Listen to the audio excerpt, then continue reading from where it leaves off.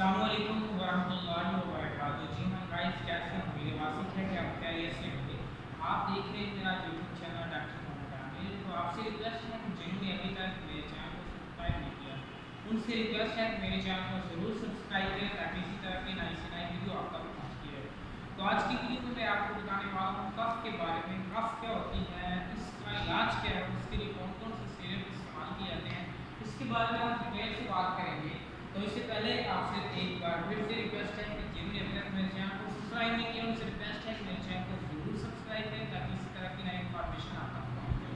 तो सबसे पहले आपको बताता हूँ कफ क्या होती है और ये कैसे होती है। कफ खांसी को कहते हैं, और जब हम कोई ऐसी चीज़ इनहेल कर लेते हैं जैसे कि डस्ट वगैरह, स्मोक वगैरह, ऐसे केमिकल्स हम अपने अंदर इनहेल कर लेते हैं तो हमें खांसी हो जाती है।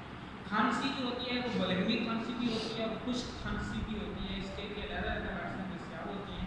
तो मैं आपको बताता हूँ कि अगर फिर आपको खांसी हो जाए तो सबसे पहले आपने क्या करना है, आपने सिरप लेनी है। सिरप आपको बताता हूँ खांसी जो है वो इसकी कितनी सिरप होती है। खांसी के मुख्तलिफ तरह के डिफरेंट टाइप्स के जो इसके सिरप्स हैं। तो चल देख के आपको नाम बताता हूँ, अल्लाह ना करे आपको ये मसला हो जाए, क्योंकि आप जानते हैं कि मौसम जो है वो चेंज हो रहा है। तो इस वजह से हर किसी को खांसी और नज़ला जुकाम जो है वो हो रहा है। तो आपको खांसी के बारे में जो सिरप्स हैं उसके बारे में थोड़ी सी इंफॉर्मेशन देता हूँ कि जो हाइड्रोलिक सिरप है वो खांसी के लिए, उसके बाद ब्रोमोकॉल सिरप है वो भी खांसी के लिए है, और पल्मोनल सिरप है वो भी खांसी के लिए। अगर हम बात करें बच्चों को, तो बच्चों को अगर खांसी हो जाए तो हम उसको जो सिरप देते हैं वो अल्टोरेक्सी है, पेपिनोल। तो ये बच्चों के लिए सिरप है।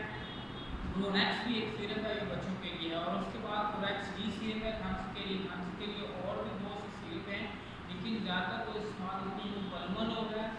उसके बाद ब्रोमोकॉल सिरप है और ट्रेक्सियक्स बच्चों के लिए सिरप इस्तेमाल किया जाता है। तो आपसे रिक्वेस्ट है कि अगर अगर आपको ये खांसी हो गई है तो आप इन चीज़ों को इस्तेमाल करें। इंशाल्लाह आपकी जो खांसी है वो बहुत ज़्यादा जल्द आप ठीक हो जाएंगे। तो आपसे एक बार फिर रिक्वेस्ट है कि जिन्होंने अभी तक मेरे चैनल को सब्सक्राइब किया, उनसे रिक्वेस्ट है कि मेरे चैनल को जरूर सब्सक्राइब करें ताकि इसी तरह की नई इन्फॉर्मेशन आप तक पहुँचती रहे।